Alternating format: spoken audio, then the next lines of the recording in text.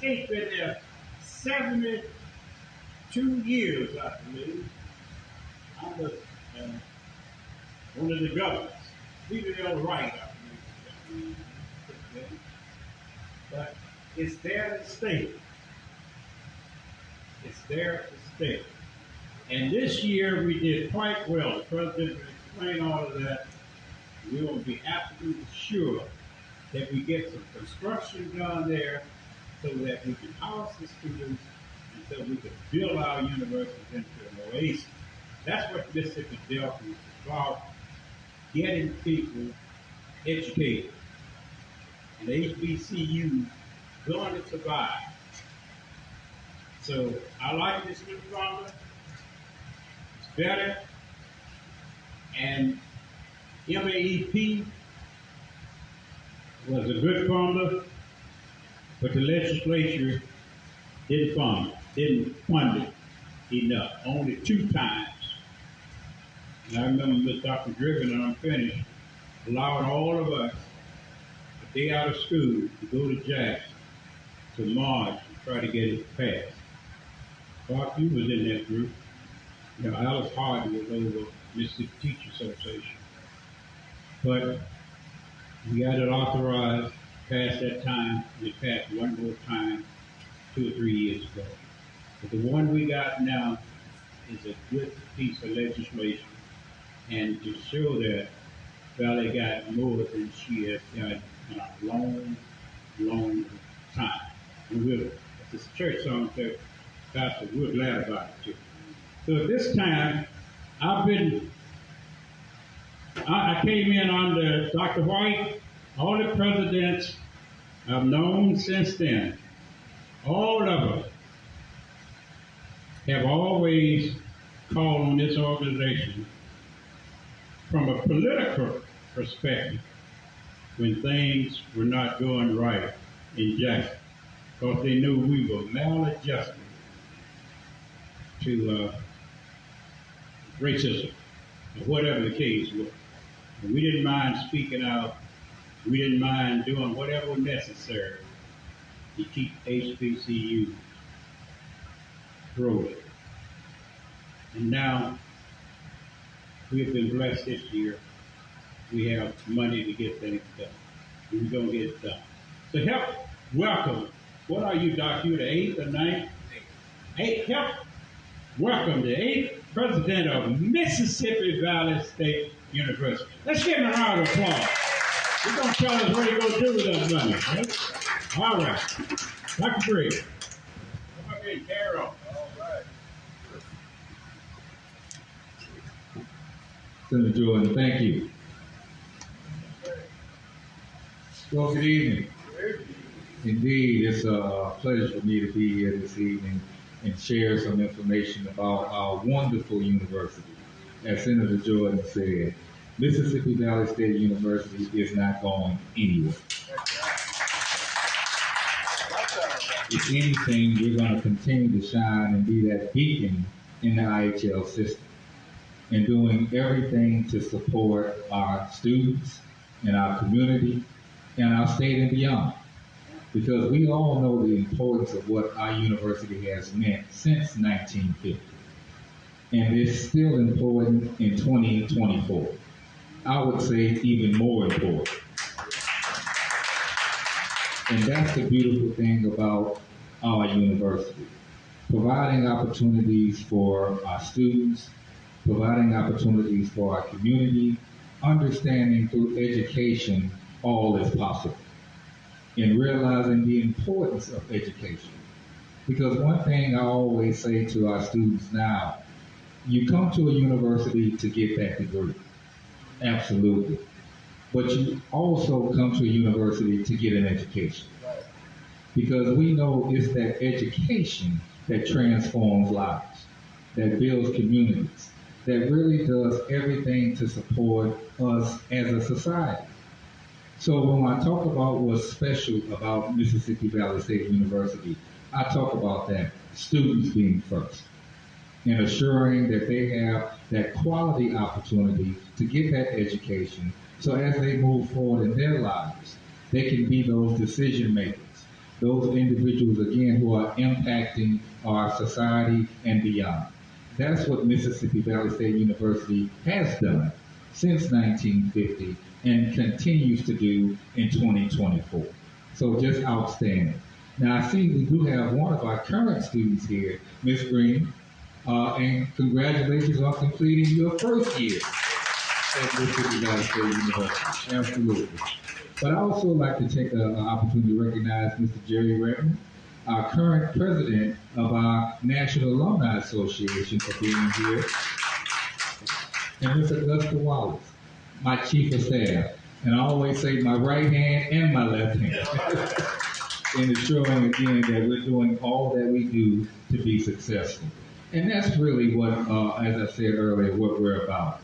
I know for me as a young man myself growing up, I needed a little help in understanding how to mature and how to do some things to really be successful. So when I first started at the university I attended, I needed some help. And there were individuals at that university who helped me.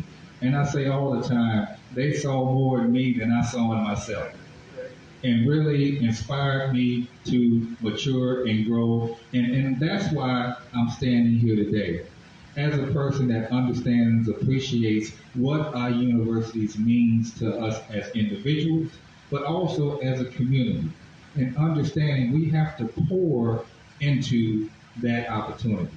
You know, I've always said in Valley's motto, live for service. That means we understand the importance of what? Giving back and providing opportunities for those next generations as opportunities were for us. And so that motto is really what we embody. And we are still one of the only universities that require a community service component as part of our curriculum. So all students have to complete that community service component in order to graduate. So that's rare today, that we do understand why it's important to continue to give back and support each other, which falls into that 8-word vision that I think that most of us already heard, that one goal, one team, one valley, in motion. Folks, in motion means that we understand that we just can't remain stagnant. We have to continue to assert, we have to continue to analyze and do all those things to assure that our university is meeting today's needs. From an educational standpoint, in preparing students for career opportunities, all those things are important that we continue to do that at the university, and we really do. Now, when we talk about in motion, I always am very prideful to talk about examples of when we say we're in motion, and just examples of some things that we were able to accomplish this academic year. If you haven't heard already, folks, we had a 16.9% enrollment increase this year. That represented the highest percentage amongst all of our institutions here in the state of Mississippi. But it also, we received national recognition because we were one of the highest percentages amongst HBCUs in the nation. And so we categorize this as our bounce back year because right now, most universities are going through what we're calling the enrollment cliff. Understanding the demographics have shifted as far as the number of college-age students, the number of high school students, and other factors that's gone into this. But we were able to bounce back and beat that curve. And we're going to continue to allow that to be one of our priorities. Continue to build and grow our institution because we know that, for one, it gives more individuals this opportunity. But it also shows that our university is doing what we say we're doing, providing that quality education. Which speaks to the second significant accomplishment. We went through our 10-year reaffirmation for our accreditation process in December of last year. And folks, we passed with flying colors. We did.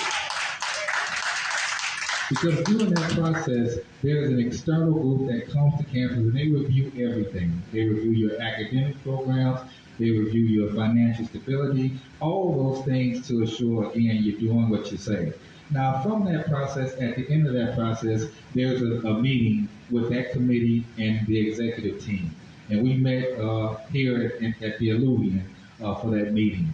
And most times folks are nervous because you're pacing yourself to hear something about what you need to do differently or what you need to correct.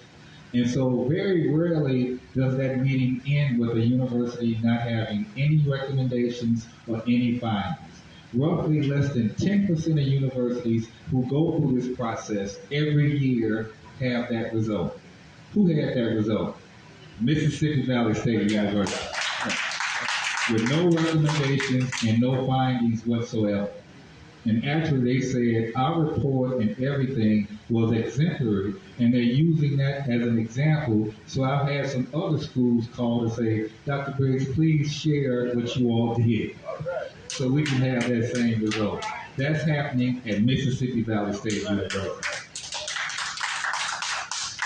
So those are just a couple of examples of really when we talk about significant things happening this year that we're very proud of. The other thing, as Senator Jordan mentioned, we're finally now moving forward with some very critical infrastructure and deferred maintenance projects going on today. And we understand the importance of, as we are in a competitive market, we have to have the facilities and other things that other universities have to really not just attract students, but also opportunities that they understand that this environment is conducive to them in their education. So we're finally now moving forward with some critical projects at the university that's going to impact athletics, that's going to impact student housing, and impact other things happening at the university. I shared a pamphlet with you all when you first came in that talked about our repair and renovation things that we're really looking to do in these next few years. Really, again, modernizing and adding to our student housing capacity, understanding that we are now looking to build a completely modernized student housing complex, hopefully in the next several years. And with the hard work of Senator Jordan and the other legislators, we did get a part of that funding this coming year. We didn't get it all, but we got enough to start the planning and really do those things that's going to be critical to assure that our university and our students have that quality experience. But in the meantime, we know that a construction project can take not just 1 or 2, but maybe 2 or 3 years to actually complete.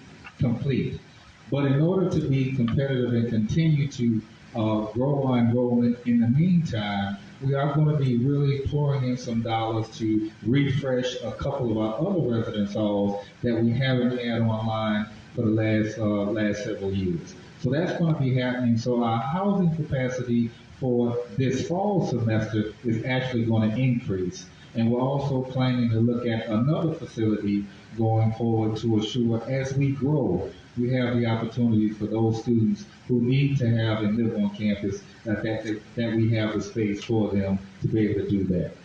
But also just impacting some of our academic buildings and other facilities on campus. Again, folks, those things are happening as we speak. If you've been on campus recently, you see the Student Union Project has started.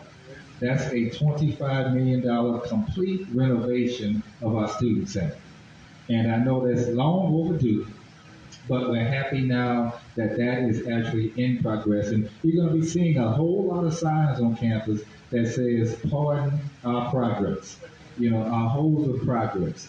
Really, as I've been saying and speaking about, it's time to have some cranes and other machinery on campus, and we're moving a lot of dirt and a lot of things are happening. So that Student Union Project has already started. We're also providing upgrades to our athletic facilities. Again, if you've been on campus and drove by 82, you now see the back of an enormous Jumbotron. And that Jumbotron is going to be a great addition for us, that whole fan experience, and that project is about 90% completed. We are also going to be turfing the football field. That project will be underway very shortly. And again, that is going to be completed by the time this football season starts. The other athletic enhancement is we're going to be adding a softball, baseball, batting pavilion for those teams to really have that facility to be able to practice more and that sort of thing. So those are just some things happening in athletics, some things happening at the university as I talked about student housing, as I talked about some of our academic facilities. The other thing, if you come on campus now, you see some completely new signs that we're putting on the campus through our signage project, because all that makes a difference about the aesthetics of the university. And when folks come on campus, they say this is a progressive institution, good things are happening, and we're really excited about what we see, and that just feeds into that whole experience. So overall, again, great things are happening. We had a banner year, but we're not going to settle on these accomplishments. As I talked about today, this is our retool and refresh and rebuild emphasis. Again, taking time now before summer school starts to make sure we take some personal time to just reflect and get ourselves ready, but to refresh and retool and understand that we have to continue to be aggressive in our approach to build the university and do all that we say. Because our university, again, is just so important. And I say for us as a community, whether you're a graduate of Mississippi Valley State University or not, well, let me first take an opportunity to recognize all the alums here today. So if you're an alum of the university, if you would raise your hand. Thank you all. Absolutely. Thank you all. But for others, again, Mississippi Valley State University is our community's four-year institution. And we really do appreciate all the continued love and support that you all have provided and will continue to provide, because we know the importance of our university. We are still an economic engine here in LaFleur County. We are. I think now we're either the second or third largest employer here in the county. That matters. That economic impact matters. Our university matters. And we've had conversations before about what would our community look like and be if this university wasn't here.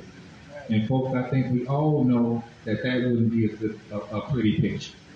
So because our university is here, we're going to be asking for our continued support to assure our success. And as I said, this has just been a banner year, and we're going to continue to build on these accomplishments. And as I said, by no means are we just going to sit still. We're not. We're going to do everything again to grow, to build. So when we say in motion, it's really more than just those words. It really is. It speaks about our success. It speaks about all those things to assure that we are successful. Every year, all of our institutions receive an analysis letter from the commissioner that talks about our financial health, that talks about assuring that we're doing all those benchmarks to be successful. And for the 8th consecutive year in getting that letter, it all says the same thing. Valley is stable, Valley is sustainable, Valley is growing, and Valley is doing all to assure your continued success. So I just want to thank you all again for all the support. And again, Senator Jordan, firstly, I appreciate your friendship. I appreciate your dedication to your alma mater. And we'd like to present to you because a special gift, because again, we know that you have done a tremendous job in helping the university continue to move forward. So we'd like to give you this just as a token of our appreciation. All right.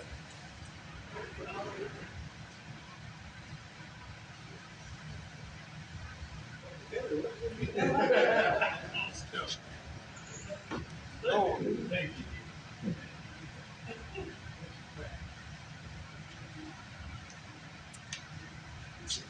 Thank you, Mr. President. Absolutely, sir. So as I close, again, I go back to that model live for service because that really resonates with me and understand the importance of, as I said earlier, us sharing our experiences, sharing our lives, understanding again, allowing and having conversations with students like our current students. They need to hear our story. They need to hear our story. Because if we don't tell our own story, guess what? There are those who are trying to tell it for us. And we know most times that's not accurate. So our voices need to continue to be strong. Our voices need to continue to be heard. And all of us working together will assure that Mississippi Valley State University does stay in motion. Thank you all.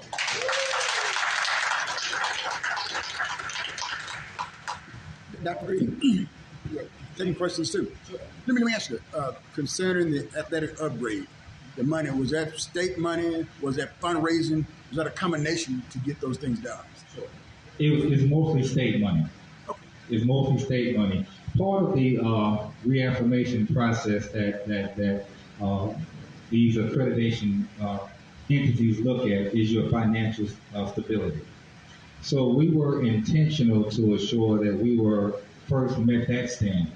Because if you ever look at the universities who've lost their accreditation, most people think it's because of academic programs, it's because of other things. The number one reason why universities lose their accreditation is because of financial trouble. So we really made sure that, and that was intentional, to make sure that we were going to meet all those criteria for that process. But now we're saying, okay, we were successful with that. Now let's ask for more support. Let's do some other things to really build and modernize the campus. So we did ask for additional funding that we already had. We just had to ask for approval to use it for like athletic facilities. Because in most cases, you can't use those funds for athletic facilities. But with our own passion and our lobbying, it was approved that we were able to do that. Another question. Okay, one more thing that people talked about in the Valley State this year was the band growth and the band performance all over the country. Can you talk about how do they grow the band like that and how are they able to go everywhere? Sure. Well, I think that's one thing we're very proud of is that the band grew significantly. If you saw the band a couple of years ago, the band was probably 65 band members. This past year, our band grew to over 250 band seats. But as I also shout out the band, I also have to shout out for the choir because the choir did outstanding as well. But that was part of our intentional efforts to grow our enrollment. Because when we think about the students that matriculate at universities and stay at universities, a lot of times folks think that, well, it's first the academically strong students, and that's correct. Second is athletes, and that's correct as well. Well, that landscape is changing because of the transfer portal opportunities now. But the other group of students that really matriculate to graduation is students who are in the performing arts. And so that was intentional to look at growing the band, look at supporting the choir, and again, the results were outstanding. Our new directors for bands came in, and we all had a passion and really had a plan. So it wasn't something that we wished, it was something that we planned for. And so the band made tremendous strides, and we're looking forward to their continued growth, them and the choir. Thank you. Thank you all.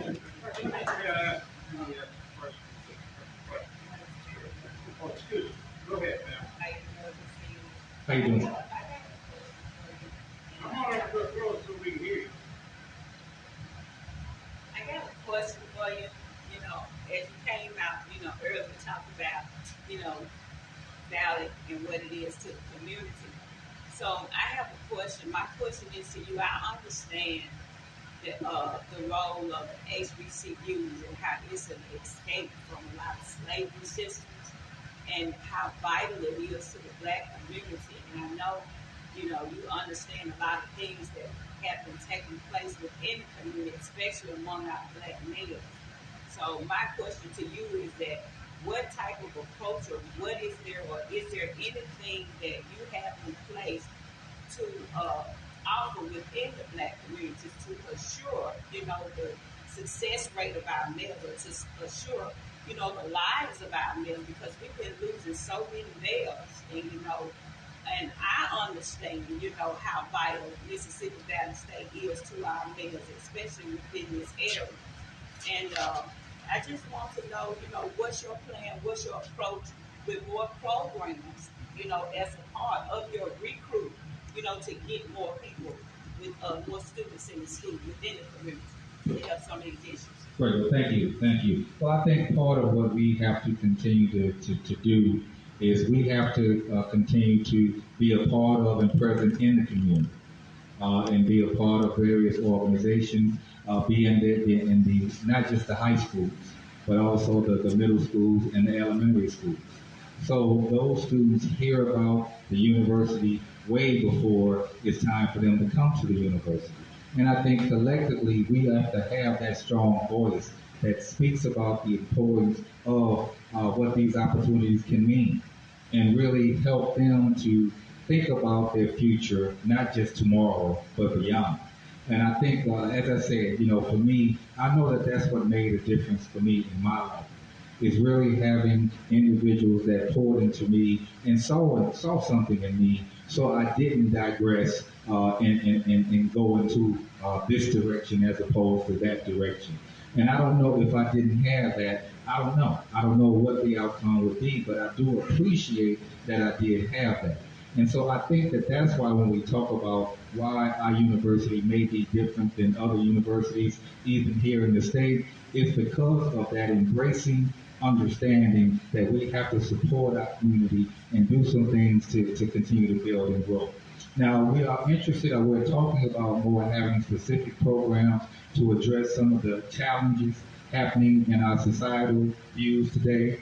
But how can we be a part of that by having summer programs either through athletics, which we do offer, both basketball camps and other things, to bring those young students, both males and females, on campus so they can see what it is to be on a college campus and really know that that can make a difference. We are still the only university, four-year university in our system to have a high school on our campus.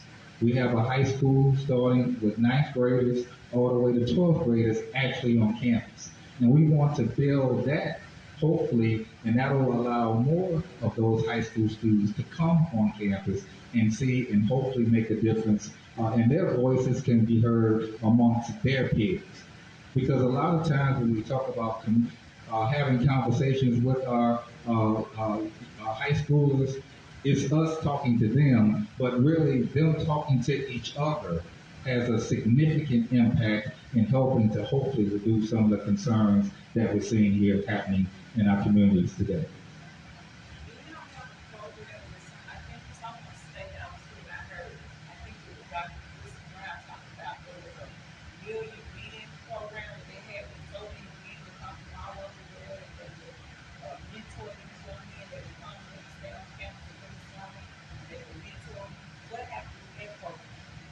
I'm sorry, I'm not too familiar with that program, but I do think that opportunities like that is important for us to embrace.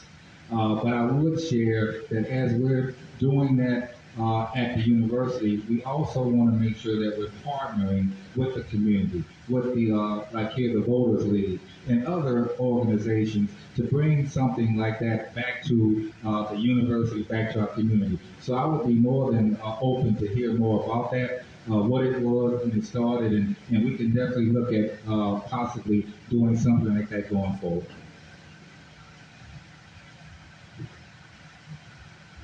All right. Well, thank you all again. Oh, another question? Yes, sir.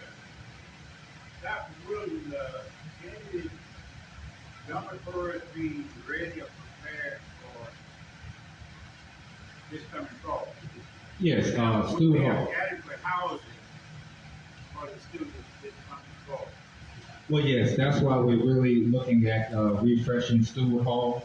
Stewart Hall has been closed now for about 3 years, but understanding and preparing for this fall's anticipated growth, we're pouring money right now into Stewart Hall to make it available for the fall.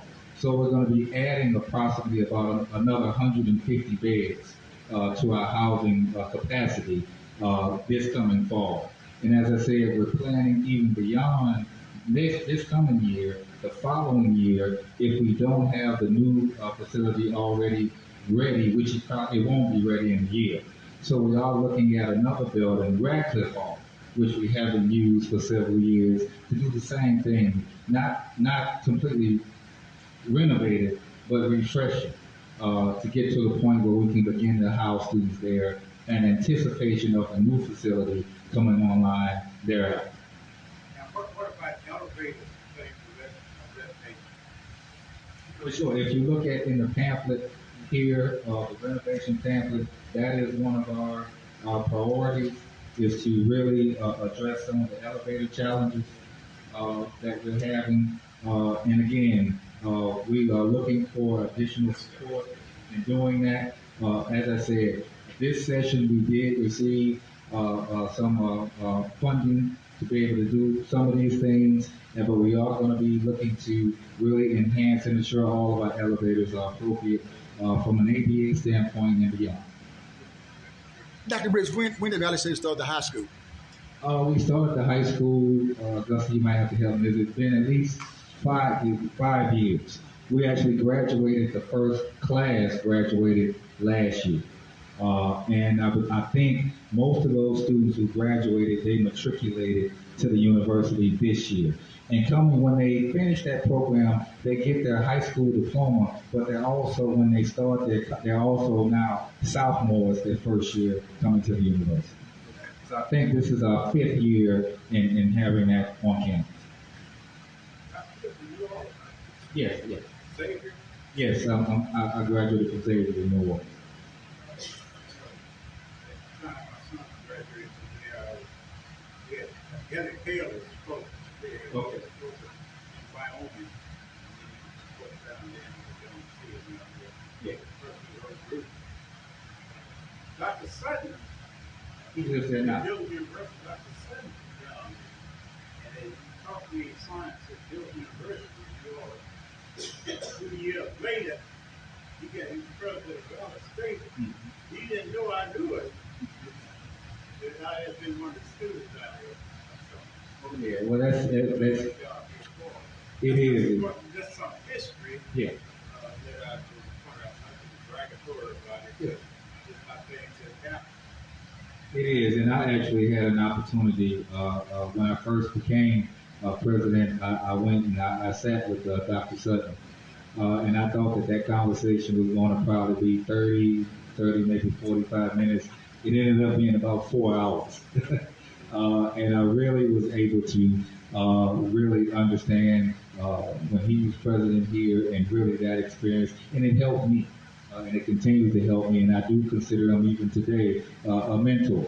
And really, again, just as I, am working and really doing things that's going to continue to impact the university, to get that assistance and that assurance has just been very appreciative for me. And that's why I speak about even growing up in New Orleans and some of the challenges that was happening in that city back when I was young. But one thing that I've always appreciated, and I've shared this on countless of opportunities, I'm a true and proud mama's boy. I really am. And although my mom didn't have an opportunity to go to college, she made sure that I did. And she really had a passion for education. And again, I know that I'm very thankful, and I speak to her, even though she passed several years ago, I speak to her every day still, because that's just the impact that she had on my life and my career and everything. And right out of high school, the day after I graduated from high school, I was on my first plane ride I'd ever been on in my life, headed to San Diego, California, because I joined the Marine Corps.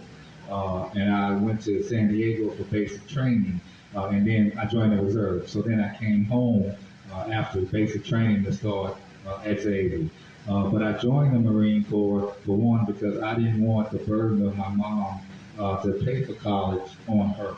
And I needed to be able to support that. So that was a great experience that I had. But as I said, I know as a young man, I made some challenging decisions. But at the end of the day, I had folks who said they saw something in me that I didn't see. And I say in one conversation, I had done something on campus. I won't say what, but I was called to the dean of students office, and the dean and I had a kind of he and I had a relationship because obviously I had done some things that he had to talk to me about. But he said this to me. He said, Briggs, I don't know if you're crazy or stupid, but you're too important to lose. And that really, at that point, that might have been what eventually caused me to turn that light on and to understand I needed to make some different decisions and some maturity decisions. But that's what I'm saying. That sort of relationship, that sort of involvement with us individually can make a difference. And when we talk about what's happening at Mississippi Valley State University, we're having those conversations. We're having those tough love opportunities that speaks about the challenges that we may have had when we were in school and how it is important as we're thinking about what's happening that we do engage them on that level as well. It made a difference for me, folks. It really did. And I know we're doing some similar things at the university today. And having an engaging alumni association, as I said, with Jerry Redmond and that group has really been tremendous. Because, as I said, telling our story is important. Not the story that we see all the time on social media, but the story that we can tell as individuals. That we can sit down with a student and talk about how did I become the president of Mississippi Valley State University? How did I walk through and grow through all those challenges that I had? And really now looking at what we can do to continue to support them. Dr. Briggs, another question here concerning basketball. Have you heard that the SWAC is exploring, the state of SWAC, because Valley State is part of the SWAC, exploring playing women basketball on Thursday, men and women on Saturday, men on Monday? Is that a conversation you can speak to at this time, or it's too early? It's too early. We hadn't had that full conversation yet. We're actually having our SWAC meeting next month. Okay. And I know that there's been some proposals put on the table, but there's nothing that's been solidified yet. Yes, because we want Mr. Foster coming over there on a Thursday. Now they're playing basketball on Thursday. Yeah, Mr. Foster, we have the basketball games. Yeah. Thank you, sir. Well, again, ladies and gentlemen, thank you all. If you hadn't received your Valley pin, we have some pins for everyone. And we want to make sure that we wear that proudly in support of the university. And as I said, we're going to be transparent about all things at the university so everyone can see the importance of what's happening, but also understand the challenges that we're going to be continuing to work through and grow and do some things to improve our campus and our environment, our academic experience, all those things. As I said, we're not just going to rest and settle. We're going to grow and continue to build. So thank you all again.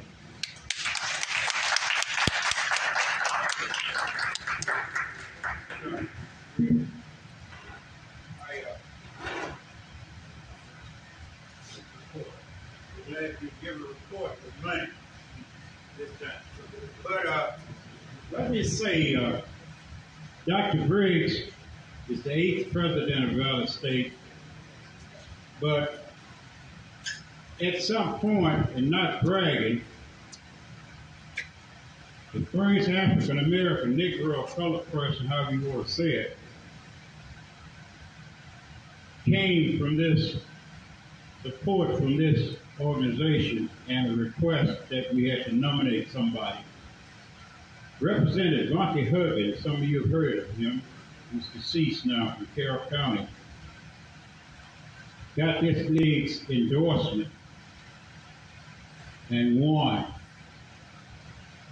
And through him, the first governor to ever address this Voters League was Bill Wallace, way back in '74, I believe it was. And when Governor Waller addressed the Voters League, we had to use Broad Street School. And Governor Waller wanted to know, who did we want on the college board? So I got Dr. Nancy Morcombe second. Bob, give me his name. The second president of Boyer, Boyer. Dr. To Boyer. get with the president of Valley and see who they want on the college board. That was Governor Wall. He's getting ready to appoint him. And Bucky Huggins, being a friend of the Voters League, called me, and I got Mr. Golden, got Mr. Bishop, got Mr. Dillon. We met at the patrol station. And Dr. Borkin, we sent for him, and he came and met with us.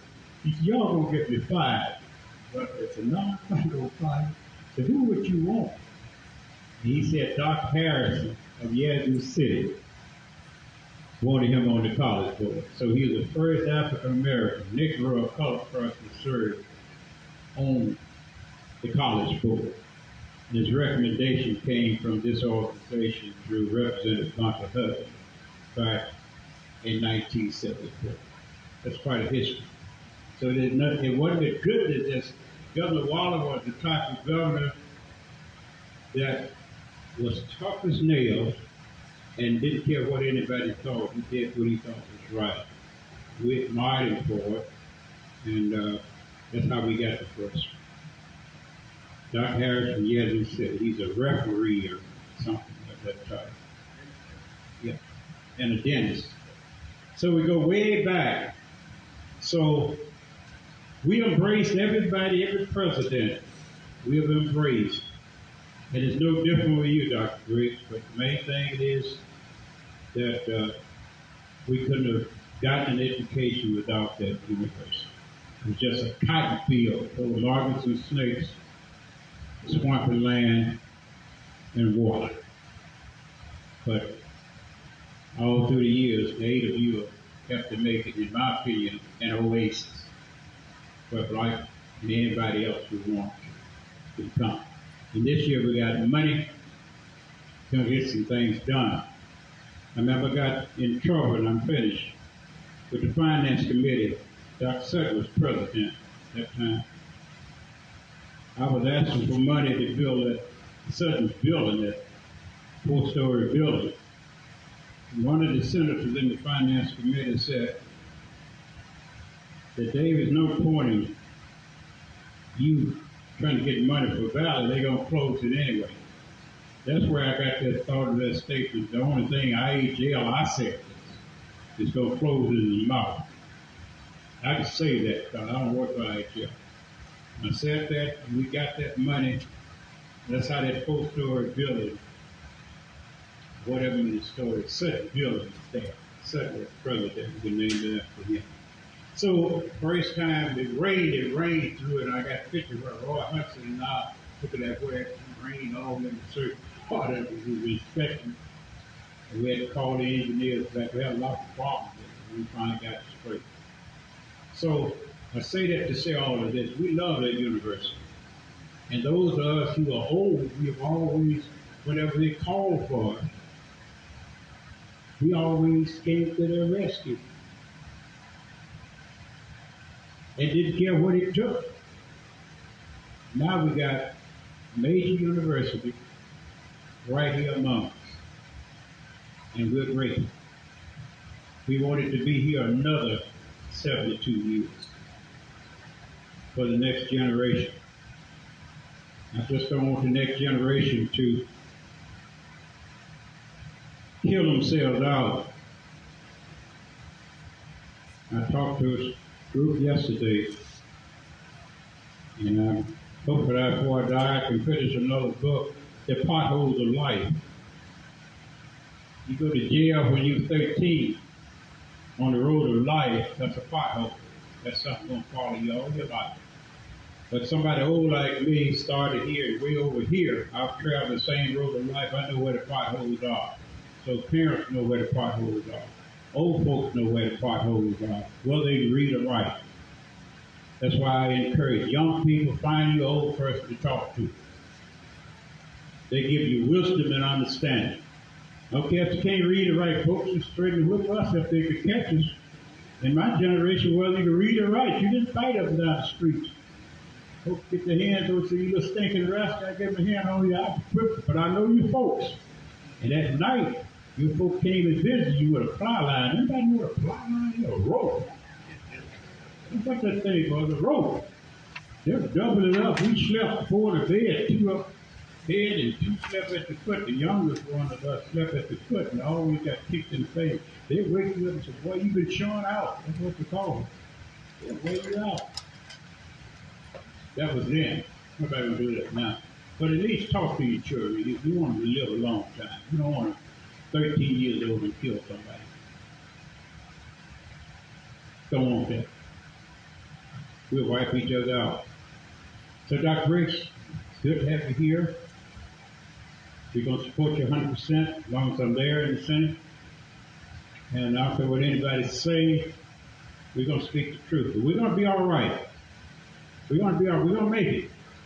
Don't give them and say, well, you know how it is. I don't know how it is. I'm a black man and God made me black and ain't got nothing to do with it. So I want everything everybody else wants that I'm entitled to.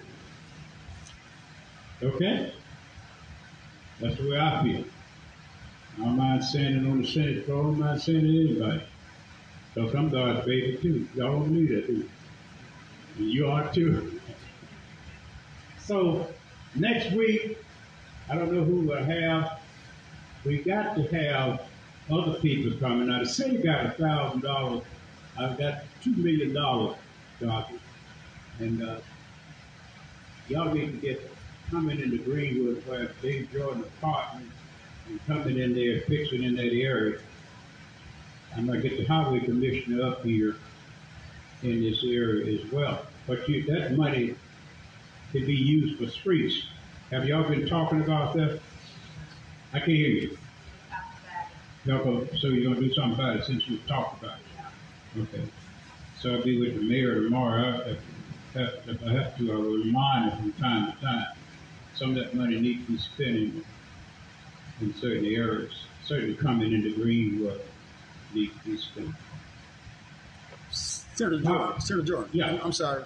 The old formula was MAEP. What is the name of the new formula that you're throwing education to? I have not been able to find it. What is the name of it? We got used to the one that y'all didn't fund. I got the bill. Yeah, but the other one, I didn't see it on the bill. It's in the bill here. I can't think of it right Okay. now. Okay, no problem. I got a copy of the bill. Okay. We'll look. But it's a better formula, and it put $2.5 billion, almost $3 billion into. We got 140 school districts, I believe. They fixed it so that each one, regardless of what they're entitled to, would get an extra $3 million for 10 years. So that would give each one of them $30 million, regardless of how much you've been doing. Get it? And if you go to a charter school, that money follows you there. But if you come back to the high school, that money has to, what's left has to come back to the public school. So that money doesn't stay over there. It wasn't that way all along? No. Okay. Money would stay there. No, that's why we had to change the law. Money would stay over there where it went. You didn't, whether you came back or not. Gotcha. And now that money must be accounted for. If that student comes back to that school, that money comes back behind. Money follows the student. Thank you. Any other questions? Thank you, Dr. Briggs. You've hit a home run.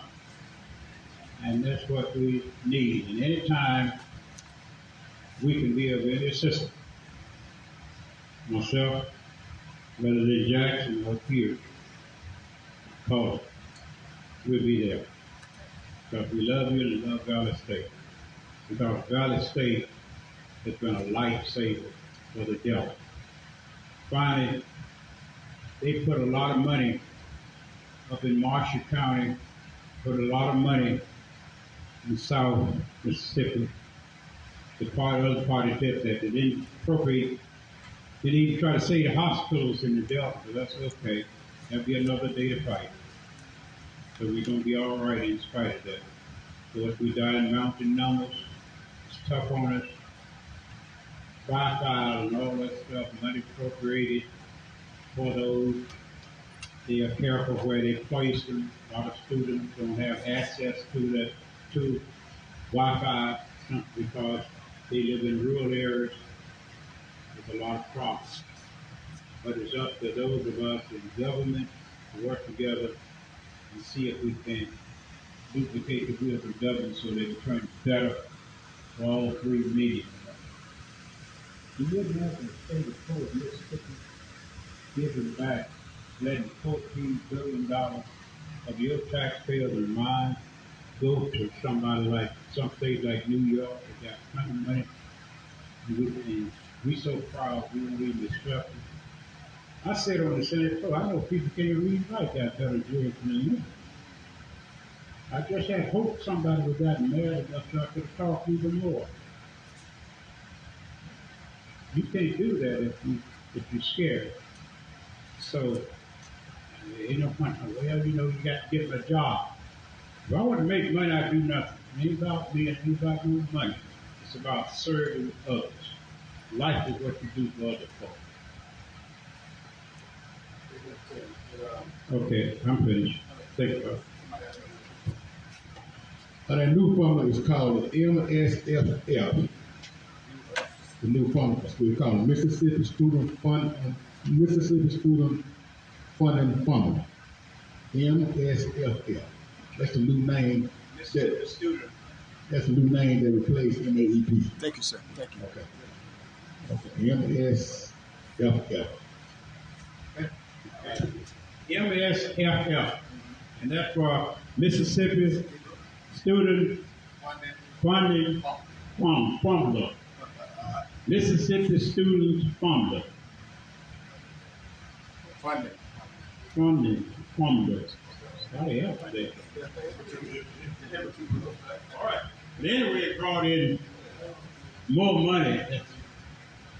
That's what really counts. Bottom line, George, we get more money, and let's pray that it be after these 10 years up, getting 3 million extra for each school district each year for 10 years. That helps. Well, so it's a better funding. I can thank my colleagues, all of them, for helping us doing that. All right, that's the end of it. Dr. Green, you had anything you'd like to say? I'm going to say it and say it. I didn't say earlier, I just wanted to commend President Briggs on in particular, the focus on the arts. Okay. Because I know that makes a difference. All students can do certain things, but that's a great way for the university to gain more recognition. And those students are great ambassadors for the university, so I'm happy for it. Thank you. Anyone else? I don't know who we'll meet next week.